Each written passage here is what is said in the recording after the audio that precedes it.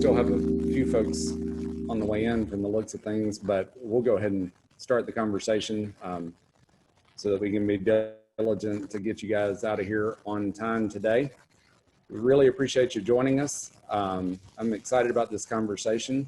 We have two guests that I think are going to give us a lot of insight into both sides of the job market. We're looking at it from an employee's perspective and the challenges of being unemployed right now, or in a position where you're concerned about your job.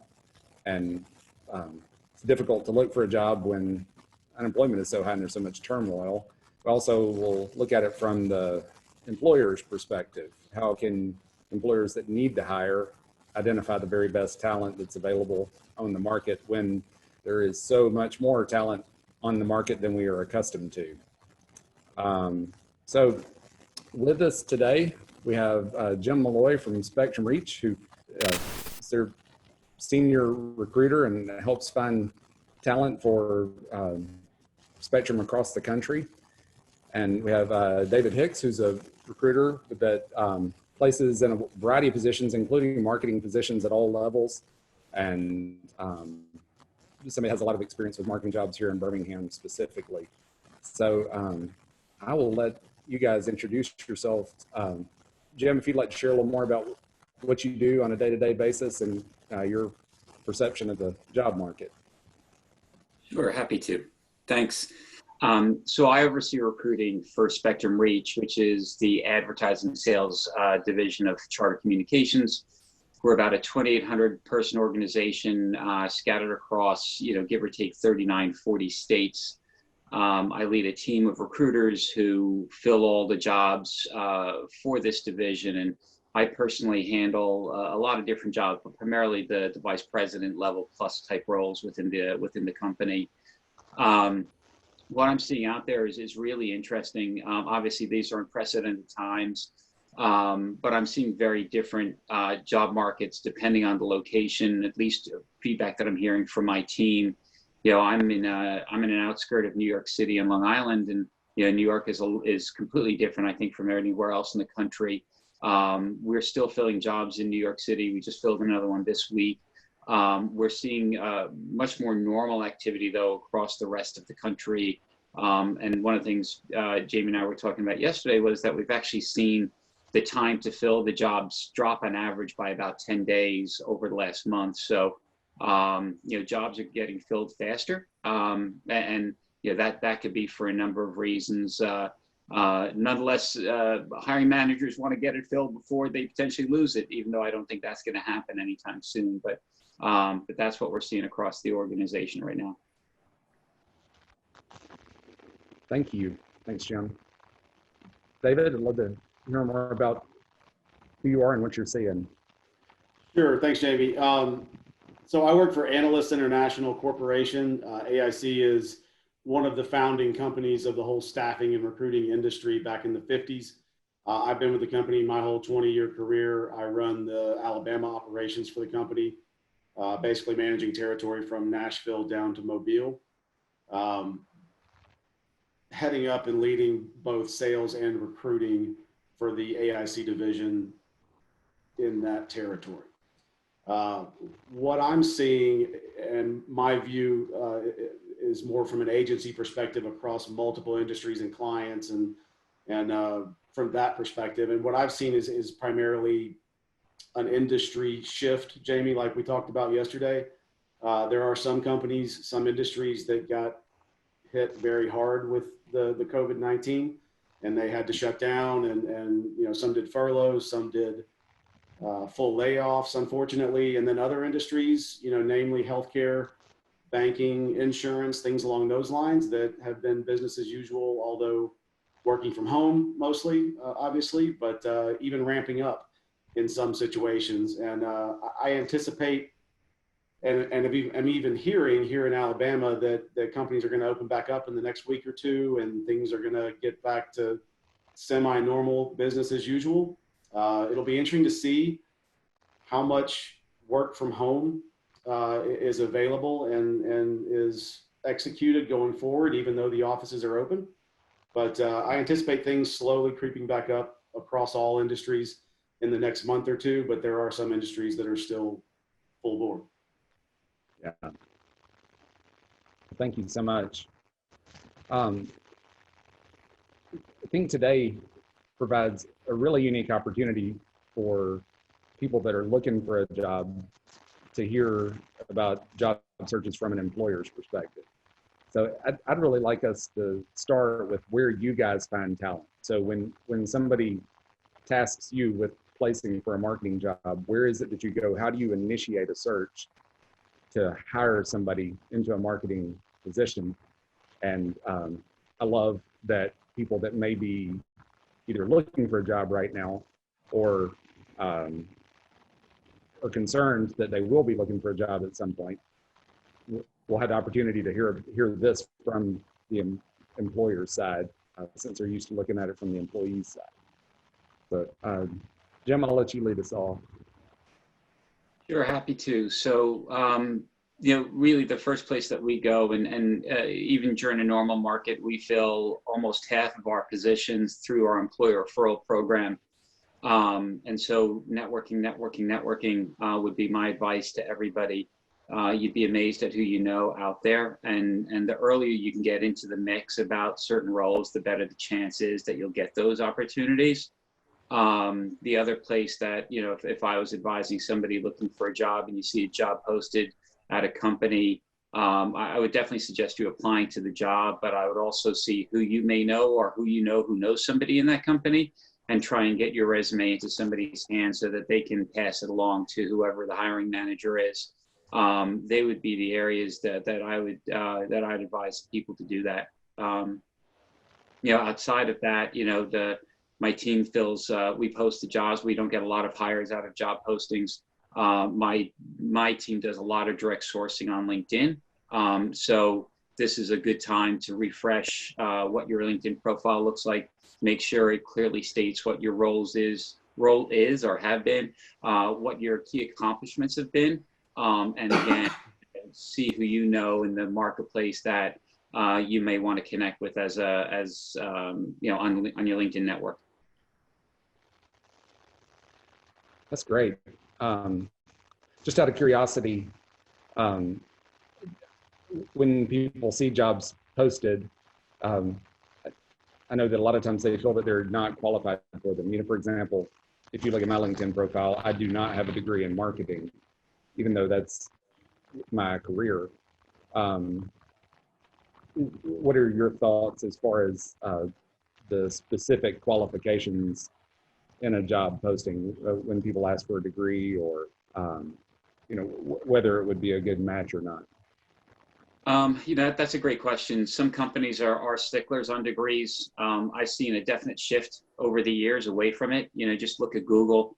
Many moons ago, they'd require certain GPAs and degrees, and if you didn't hit those, they wouldn't even interview you. And now they'll hire somebody who just has a high school degree. So oftentimes we don't require college degrees for the vast majority of the jobs that we fill. I do put wording on our job descriptions that we look for a degree or equivalent work experience, to cover our bases on that point. But if you don't want to put your resume everywhere that's out there, because, and especially those jobs that you're clearly not qualified for. But at the same time, if it's close, I would say submit. And again, the most important piece of it is ensuring that your resume does get seen by the hiring manager, and any way that you can influence the process through your network or other people's network who that would be the key of success there. Yeah, thank you. And so that's where really fleshing out your LinkedIn profile with roles and accomplishments and work experience can illustrate qualifications where a degree might be missing. That's exactly right. Thanks. David, what are your thoughts?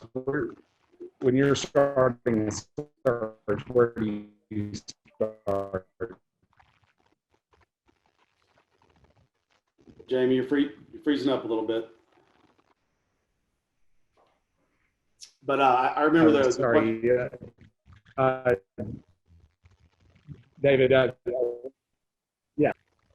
Yeah, I remember your question. Go ahead, Dave. I remember your question from from when you asked Jim. And, you know, where our process starts when we get a job from one of our clients, it begins for us with our internal database that we've been developing for, you know, 60 years now. There's candidates in that database that go back as far back as you can imagine. And it's an internal proprietary database that nobody else has access to. And it's where we start, but by no means is it usually where we finish. I echo Jim with the LinkedIn. I can't stress enough how important LinkedIn is these days. And I'll go a step further. Like you said, with a degree, the profile needs to be almost, if not exactly like your resume, to that level of detail, technical detail, marketing, products, services, methodologies, any keyword that could trigger a search by Jim or myself or our recruiters. Any keyword in that profile is going to be very important, because what you have to imagine is somebody like myself or Jim going out to LinkedIn. There's a version of LinkedIn that we have that regular users don't get to see. And it turns LinkedIn into a job board. And we think of it as a script. It's called a Boolean string that we use to search these sites like job boards, like LinkedIn. And that search string might be like marketing and Google Analytics. And it could have 1, 2, 3, 4, 5, 10 requirements in it, depending on how strict we want to get with our search. And if you don't have that particular skill or that particular methodology referenced in your profile, you're not going to get returned on the searches that we run. And ultimately, with a LinkedIn profile, with a resume on a job board, with anything that you're doing, you are trying to generate a response, a communication from the company, positive or negative. You're trying to generate a response. The more responses you get, the more interviews you'll get, the more opportunities that you'll have. And the more detailed that profile is, the more likely you are to get communicated with by somebody like Jim or myself. So, you know, a lot of profiles I see on LinkedIn, they've got great pictures, they've got the dates and the job titles and the companies, but it's just basically a list of employment. There's no detail, there's no specifics in there. And those profiles miss our searches a lot unless we're looking for a very specific job title. So my advice, 100%, focus on your LinkedIn profile, make sure it is 100% complete. If you have a degree, there is a specific button and fields that you have to fill out that say that you have a bachelor's degree. And when we run searches, we can check those boxes to search for specific bachelor's degrees. And if you don't have that box checked and you just say in a free text field that you have a degree of some sort, it's not going to return because of the rules and logic behind the scenes at the LinkedIn website. So be very hyper-focused on that LinkedIn profile. Make sure it's completely buttoned up. You've got a very professional picture put there, and you will get communications when you match a job. So LinkedIn would be my biggest thing. I'm not big on posting jobs either. Like Jim said, I don't get a lot of success from that. There's just too much interference and too many people submitting bad resumes, and it's just difficult to go through. So, but if you do want to post a resume on a job board, the two that I would recommend right now are Monster and Career Builder. You're going to get a lot of communication, a lot of traffic, and some of it's good and some of it's bad. But those are the only two job boards that I would recommend right now. But LinkedIn at the very top of my list is the tool of choice right now. Awesome. Thank you so much. That's what you guys shared is kind of an eye opener for me, because I know that when I work on my own LinkedIn profile, which is not nearly as often as it should be, but when I do work on my LinkedIn profile, I'm just thinking about humans. I'm not thinking about searches at all. I'm not viewing it from an SEO perspective. So that's a real eye opener for me. Thank you. In fact, Jamie, just a quick point. So, we use an applicant tracking system, and ours isn't the most sophisticated out there, but it does the job for what we're looking for. But more and more, the applicant tracking systems are building AI into it, and they start grading resumes as they come through. And in fact, we're about to start a trial with a third-party vendor that will do that. We'll dump all of our databases into a single database. Quick history: 4 years ago now, three companies came together. Charter acquired Time Warner Cable and Bright House. So we have our database of applicants going back, I don't know how many years, and we're going to create a single database of those.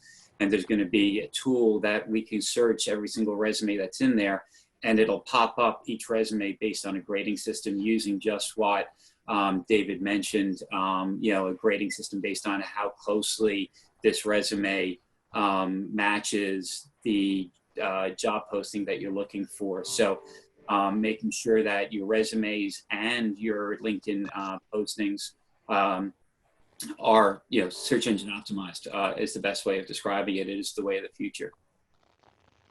That's great to know. Yeah, thank you. So you both have databases that have been around for decades. Have you all certified that Don Draper is or is not in either of your databases? Give me a minute. No, I'm kidding. Yeah. He is a great candidate, but he has a real sketchy background, so you may want to check on that. Something we've talked about is, and it's come up a little bit today, is networking and building relationships. And I know that when I speak to college students with AMA, I tell them that I have never gotten a job where I didn't know somebody. And they can feel free to take from that either of two conclusions. One, I'm just terrible at interviews and don't get offered jobs where I don't know somebody. Or two, knowing somebody is really important.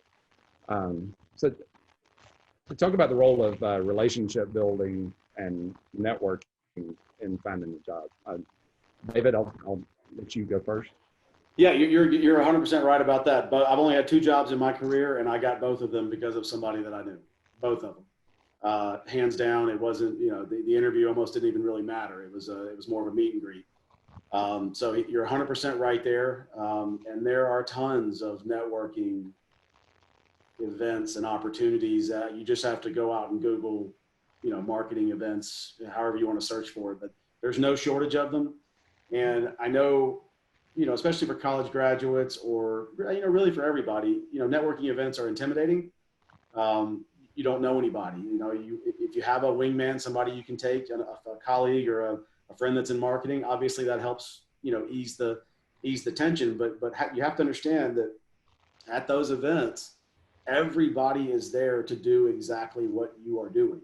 So it's difficult, especially the first couple that you go to break that ice and to get the confidence to walk up to somebody and have a conversation. But you have to understand that is why they are there, is to meet you. It may not, turn up anything. You may not get a job out of it or whatever, but the more people you meet, so that when you apply for jobs, when you speak to other people, you can reference other people and reference people at this company. One day, may not be this job you're searching for now, it may not be the next one, but one day in the future, the more you do that networking, it will pay off, and you will start to make connections and friends and even references, formal references from that networking. So it's just it's a intimidating concept, but once you kind of get in the groove of it and get used to it, it gets easier. Yeah, that I think that's so important. And it's an important thing. Anybody who currently is employed, but I don't know how stable any of us are at this point, depending on what happens over the next 12 months. If you have concerns, now's the time to build relationships. Even though we can't be together, look for opportunities to connect with people one way or another before you're unemployed. We hired someone. Her first day is today. She met our creative director at a networking event 2 or 3 months ago, and they built a relationship. Our entire marketing department was laid off a few weeks ago, and so she called us and told us, and we knew that we wanted to hire her because we already had a relationship with her. We knew her work, and it was an easy decision for us to make. So it's an example of how work that she did 3 or 4 months ago paid off when this thing hit. But you can still find ways to build relationships even in the middle of this. Jim, what are your thoughts on relationship building and networking? You mentioned employee referrals are a key source for you guys. So. Yeah, no, without a doubt. I think David said it perfectly. It's it's the most important thing that you can do to help manage and grow your career. And you'd be surprised how big your network is. You know, one of the things we've I think a really good internship program, and that's one of the things that we really emphasize with our interns is, you know, you don't know who you don't know, or what roles people play that you know. So what I mean by that, that's an awkward phrase, but you know, for them, they don't know who their best friend's father knows within a job industry, or a mother knows within a job industry, and might help them connect the dots and get them in front of people. And you know, David touched a little bit on this too. It's not just the formal references, many of the informal references behind the scenes that we do, which, you know, we find to be a lot more productive, you know, come from our own networks. Hey, who do you know who knows this person? It's a really small world out there, and you know, what you do and how you do it today can have a big impact on those opportunities that that are offered to you down the road. Yeah. Thank you so much. And I'll add something there too. I mean, it goes back to LinkedIn.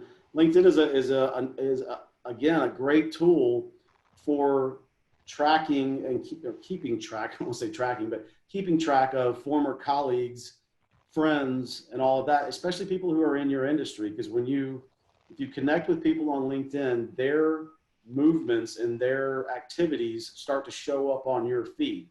So if somebody you worked with a year or two ago, or 3 years ago, or 10 years ago moves jobs, maybe even moves up into a manager role, you're going to get a notification on LinkedIn. If you're following them and you're connected with them, you're going to get a notification about that movement.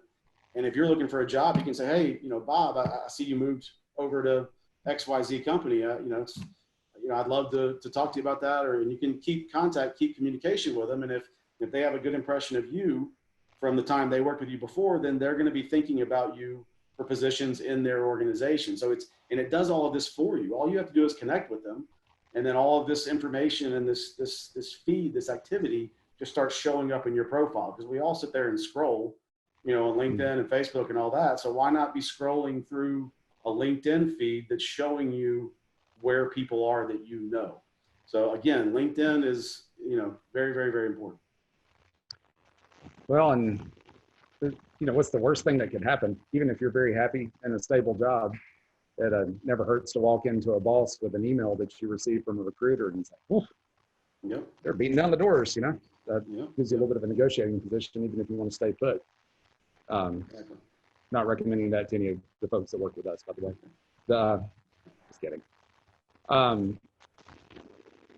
So my son is a senior in high school, and in many ways, I'm glad he's graduating from high school and not college this year. What would you guys say to college students that are entering a job market at a time that history really couldn't have prepared anyone for? Jim, what are your thoughts? Yeah, great question. You know, I entered in a bad time, but not anywhere close to this. It's about staying persistent and optimistic, really. You know, just look for the different jobs that are out there. You may not get your dream job now, but any job will give you a good experience in helping you understand and get you prepared for your next job. Getting the experience is probably the most important thing that you can do. But getting back to what we just talked about, it's still down to networking. You don't know where that first job will come from, and you know, and go on any interview that you can and really explore things properly. But do your homework before you go on that interview. Be prepared for the interview. You know, come up with the right questions to ask. One of many advice I give our interns is the questions you ask are oftentimes more important than the answers that you give. It shows how much work that you've done in advance of an interview. And it helps you really analyze not only the company that you potentially could be going to work for, but also the person that you work for. The person you work for is often more important than the company that you work for. And is this going to be a good match longer term? So if you are lucky enough to have a couple of different offers, you're able to compare apples to apples a little bit easier the more information you have on anybody.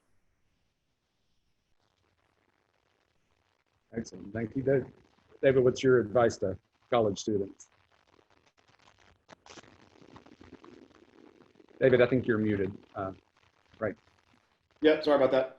I had my kids came up from downstairs, so I muted, and now they're trying to make sure they don't interfere. But we're all comfortable with kid noise at this point in the pandemic.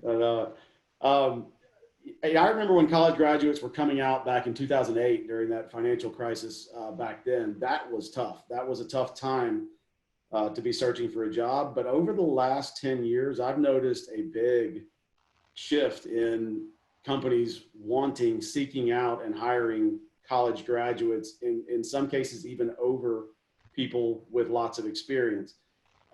This is obviously a very unique situation. It's hard to tell how it's exactly going to be impacted, but I know that there are still companies that actively and specifically are looking for college graduates. They consider them a clean slate. As long as you're coming out with a core set of skills, they can train you on just as well as anybody else to do a particular job. So don't be all doom and gloom. I think there are opportunities out there, unless something changes and turns for the worse in the coming months. I foresee plenty of opportunities, the rest of the year for those companies that do that seek out of college graduates. One thing I always try to recommend for college graduates, I see a lot of resumes of college graduates, and one thing I see a lot of is your resumes are too short. There's not enough detail about your degree, about your education. You worked hard for that degree. You probably went through a couple of real world projects in your senior year. Don't discount those. Treat those like experience. Treat your senior level classes like experience. Make that education section as big and detailed as possible. It's what employers are, the employers that you're hoping to get the attention of, that's what they're looking at. So make it big, make it detailed, go into specifics about everything, the classes, the projects, the technologies that you used. I echoed Jim earlier. I don't think GPAs are as important these days. They want to see more real world stuff, more content, more detail, more technology, things like that. So biggest advice I can give to college graduates is blow that education section up. You worked hard for it. You got it. Congratulations. Use it and be very specific about it, and make your resume longer than most that I see coming out of college. But I completely agree with David. Just, I wouldn't make it over one page though. That's the, I think yeah, no, it's, I know exactly what David is saying. You get a lot of these resumes and it's open white space from people coming out of college. Yeah, you definitely want to put in, as much relevant work experience and work experience within your school. That definitely, separates you from the crowd. And the ordering of your resume is important too. So when you're coming out of college, 100% your resume should be one page. As you get later in your career, a second page becomes possible, maybe even a third page, but absolutely coming out of college, it needs to be one page. And the order of the content on your resume is very important. Don't make a reader go through, your college jobs at Chick-fil-A and the department store, and don't make them read through all that to get down to your education. Bring the education, the stuff that pertains to what you're applying for, up to the top. Anything, the more relevant, the better, down to the least relevant on the resume. Those jobs are great. Put them down there at the bottom so that they can see you've had a boss and that you've held a job and that you're capable of that. But bring the stuff that you're marketing and selling about yourself up to the top, right in their face, so you get their attention. That's great. I remember people saying that it was critical. Of course, this was 1998, but everybody said, you have to get your resume on one page. It's presumptuous to make it longer, but I love that of really fleshing out the college experience, and especially the parts that are relevant to work. Although I think I did a pretty awesome job as a server at Red Lobster in the Oxford, Alabama location, but probably doesn't have much to do with what I can or cannot do as a marketer. Well, if you're applying to the company that owns Red Lobster, it may be at the top of your resume. If you're applying to Chick-fil-A, maybe you put that Chick-fil-A job at the top. Yeah. But yeah, exactly. I know Cheddar Bay biscuits. I know them. I've had about 1 million.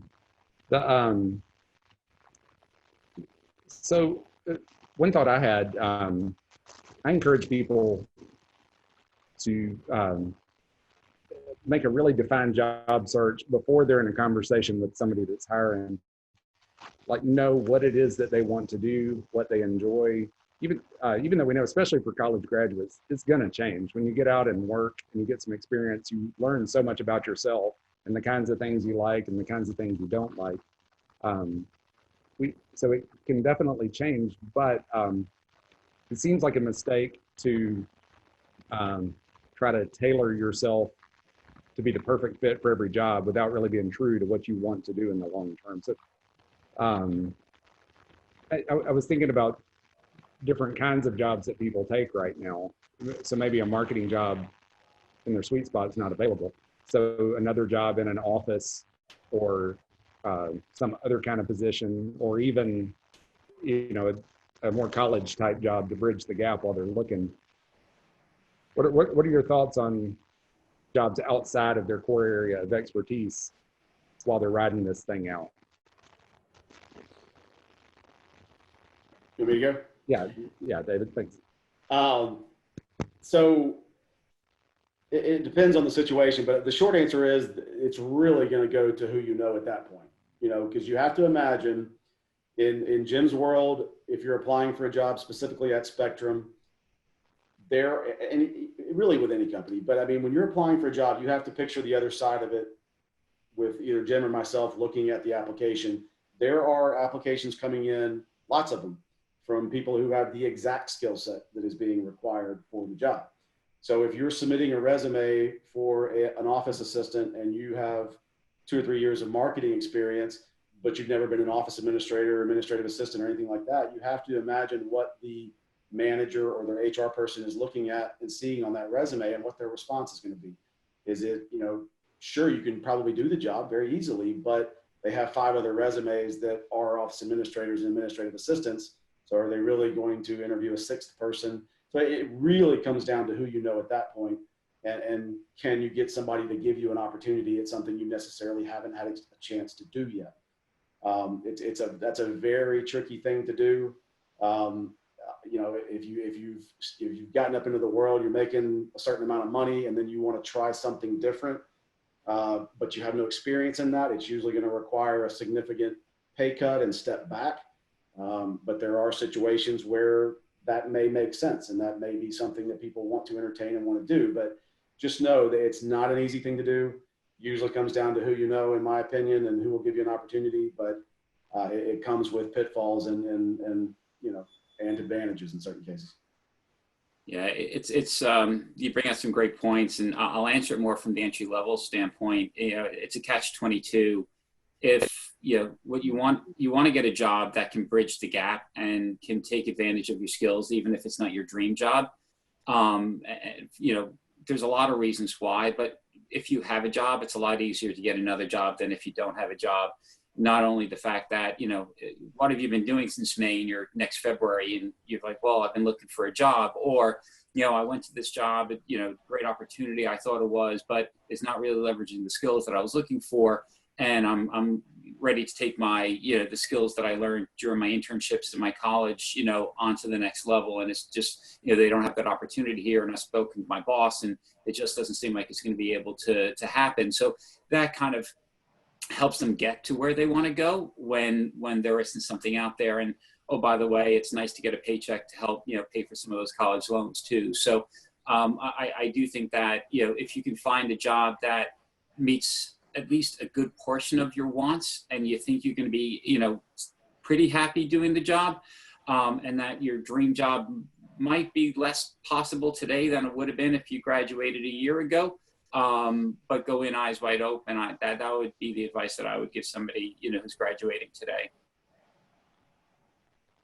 Yeah, I'll piggyback on that too. Jim's correct that if you could get into a company that has a department that does what you want to do, let's just say Home Depot, if you want to do marketing for Home Depot, and they have they have a different position that you'd like to go after, it would be better to be already in the company so that you can make those relationships from inside the company with the marketing department or with whatever, Again, that's a good point, that you can get in there and then work your way sideways through an organization a lot easier than you can just going in the front door of the organization that you want to be in. So that is an option as well. But keep in mind too, that if you go, once you kind of get a year or 2 or 3 down a career path that doesn't match your degree, it's going to become that much more difficult to go backwards and use your degree without taking a substantial cut. So be aware that the degree counts when you come out of college, probably counts for a year or 2 or maybe 3 years after that, but eventually the experience that you gained over the course of a few year period will start to trump your degree per se. So just kind of keep that in mind. It's a good move to get in there and go sideways, but make sure you get sideways or you're going to wind up going vertical down that career path that you picked otherwise. Mm-hmm. Yeah, that makes sense. And I think it really highlights the importance of approaching it with integrity, because that hiring manager, even if it's not your dream job, can be your biggest advocate for helping you on down the line. And they may not be your biggest advocate if you told them, yeah, my number one goal is to work in the Home Depot lumberyard for the next 20 years. And whereas if you were honest about your intentions, they can, a good manager can be a real asset in that pursuing that opportunity. Jim, do you think 2020 there's going to be more grace for resume gaps than there would normally be? Is that as much of a concern this year? Should it always be a big concern?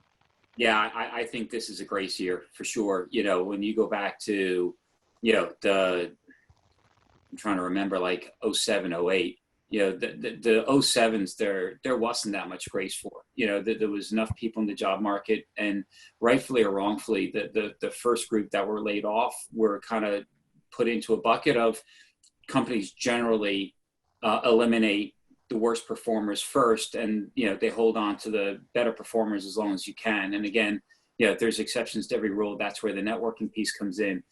But here, in today, every single industry is going to be impacted by this in some way, somehow.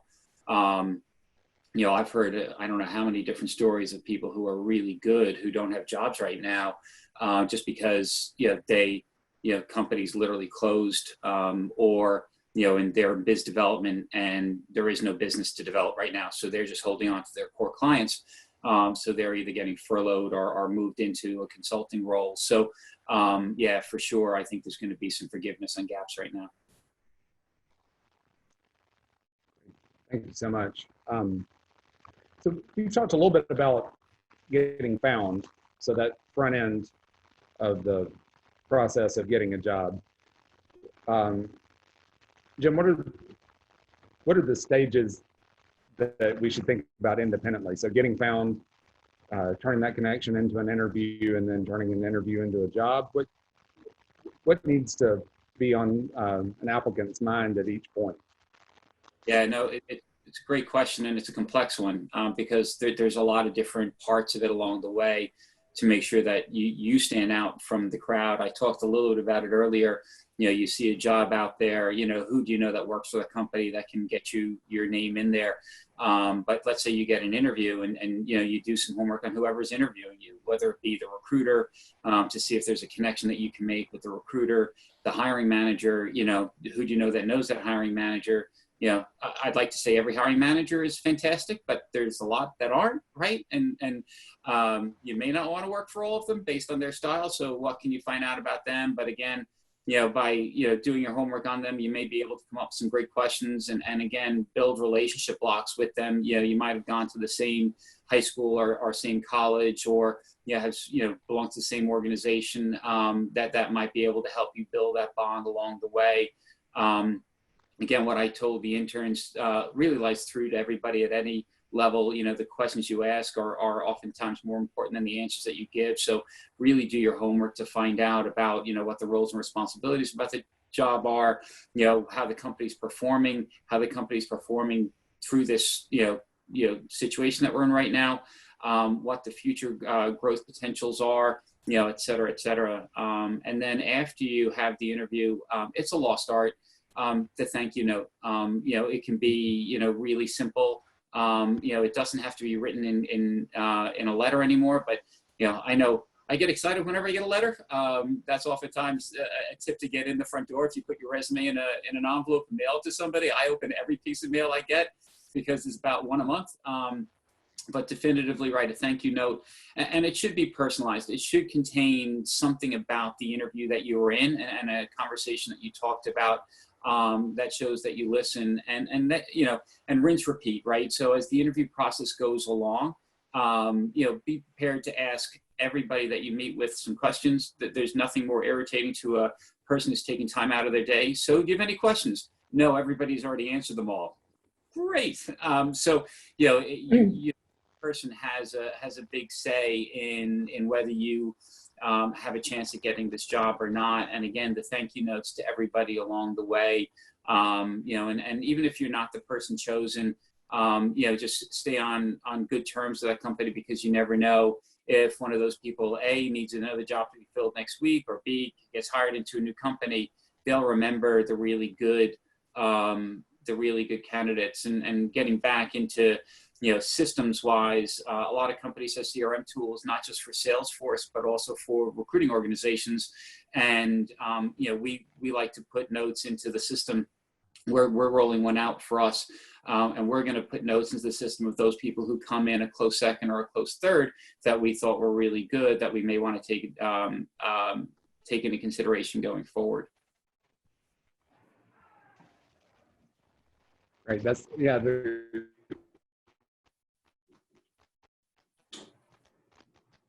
Jamie, we're losing you again.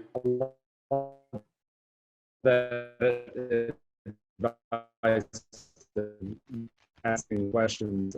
I think it's, David, if you can hear me, go ahead. Yeah, I heard you right there at the end. David, you were breaking up the whole time, Jim. Go ahead. Yeah, I think Jim covered a lot of it. That was a lot of good information right there. The only thing I'll add kind of goes back to, the resume, and getting the communication started. I can't stress enough how important it is. Kind of like Jim was saying with the thank you note, you want to reference something that specifically was talked about or mentioned in that interview to give it some context and to make it stand out, to make it about your interview, not about interviews in general. The same is true on the front end when you're submitting a resume. I know a lot of times candidates get a little trigger happy, they get a little impatient, they start just firing off resumes one by one, and that, too many times, and they don't take a minute and look at the particular job description, look what the manager wrote, look what he said he's looking for, and sort of tailor your resume to answer or to speak to some of the points that he mentioned that he's looking for. Don't just, one resume does not fit every job description. And going back to what Jamie said earlier, it's not that you want to misrepresent yourself or put something on your resume that's not accurate, obviously, but you definitely need to take a second and spend the time to tailor your resume according to what the manager is looking for, as much time as he spent writing that job description to tell you that. So that's a big thing. Beyond that, yeah, you get into, communication about your interview and being there early, being prepared, and even I'll talk about dress code for a second. Dress code is is an interesting thing lately that some managers place a lot of focus on. Not every company you need to wear a suit to, right? Some companies, like if you go into an interview and you're twice overdressed beyond the people that are interviewing you, it comes off wrong. You need to understand the culture and the dress code and the attire that's necessary for each interview that you go on. There's some companies where you absolutely need to be in a suit. You need to be in a very nice suit that fits you, that looks good on you, that that's the right look. In other companies, you need to be going in a sport coat and no tie and a dress shirt and khakis. Other places might say just come in a polo and some jeans. I don't know, but you need to understand your audience. You need to understand or have a good idea of what they'll be wearing and what you need to be wearing. And whoever schedules your interview, whoever coordinates that interview with you, should be able to give you an idea what to wear. So if it's a manager, ask the manager. Say, hey, just want to check what's the attire for the interview. If it's an HR person, they'll absolutely get it. They'll have a lot of information for you. But whoever schedules that interview, ask them what your attire needs to be. Absolutely send a thank you note, like Jim said. It's just a good professional email. You don't have to hand type something. I mean, you can if you want to, but good professional email. Double, triple check it for grammar and punctuation. Do not send something, especially in the marketing world. I mean, y'all are all about communication and, and content and all that stuff. And if you can't craft a professional email without grammatical or punctuation errors, it's an indication of the kind of work you're going to do. So, think about those kinds of things and just take every step of it very seriously and very factually and very literally, and do what you say you'll do, is my advice. I love the approach to an interview that you guys are describing. I think coming in with questions and a real inquisitive spirit about what this company is doing and where they're headed and what the future is and the plans.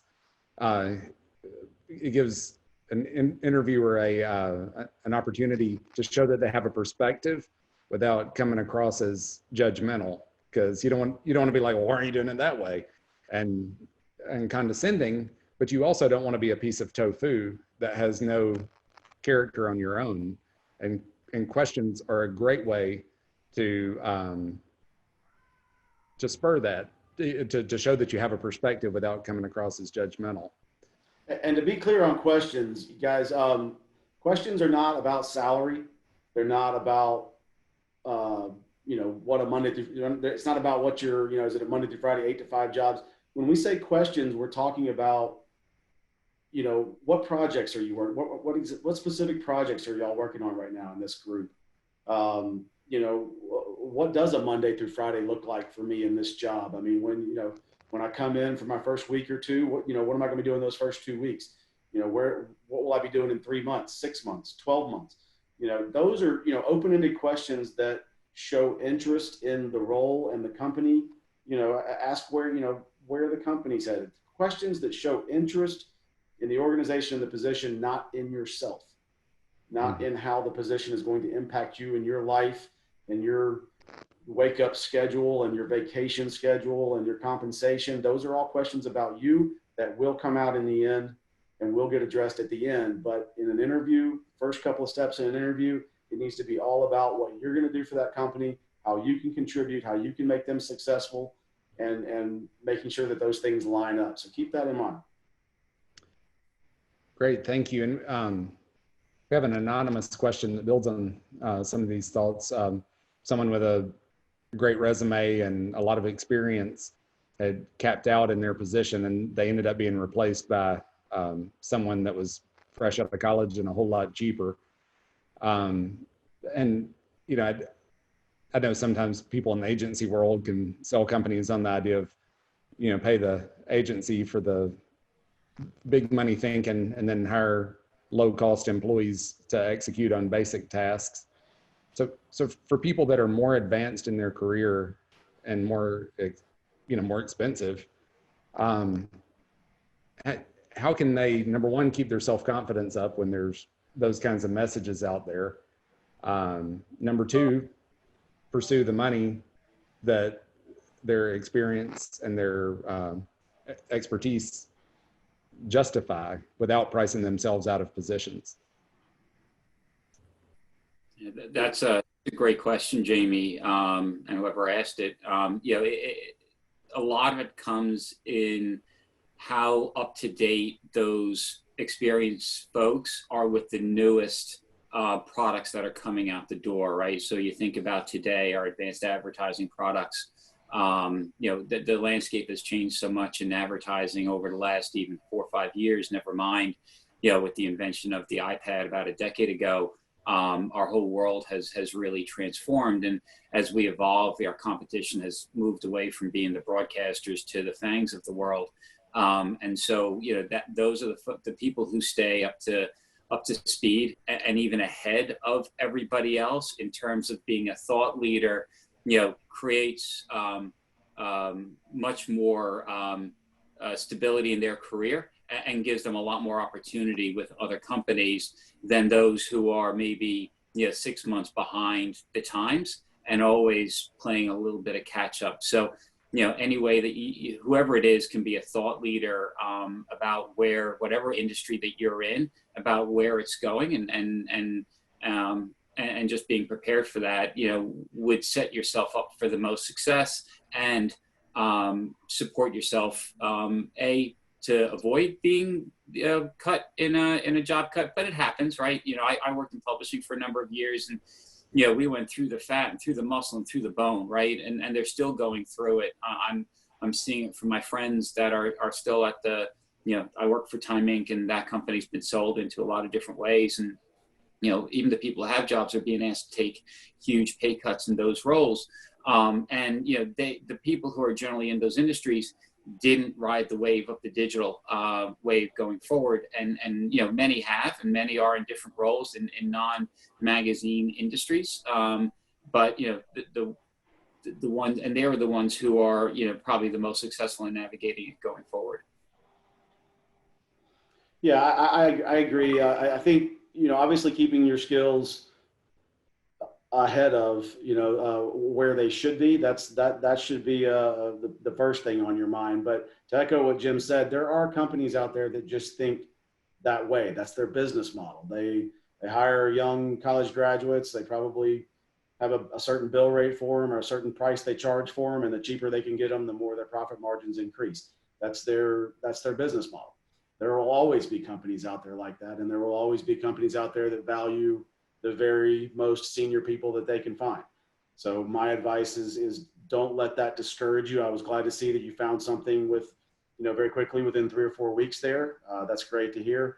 And that's apparently one of those companies that does value experienced people, but there will always be companies out there that have that business model. So you just have to stay patient, keep applying, keep being very focused on each position that you apply for, and keep your skills completely honed and up to date, especially in the marketing world. Yeah, thank you. That is something that I see from within the marketing field is making sure that marketing activities are tied back to revenue. So like a lot of employers see marketing as an expense. They have to pay for marketing in order to function as a company, but they just don't love it. They don't love cutting that check every month. But if you can show revenue in the door based on marketing expenditures, and that correlation where you spend more here than you make more there, and get all that attribution mapped out to where you're really showing how marketing is paying off, there aren't very many 20-something-year-olds that can do that.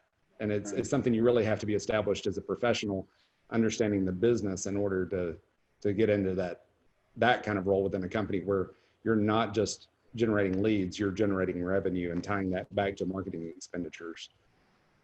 Well, thank you. And I know we're coming up against the hour here, and I feel like I have so many friends and acquaintances that I want to share this with.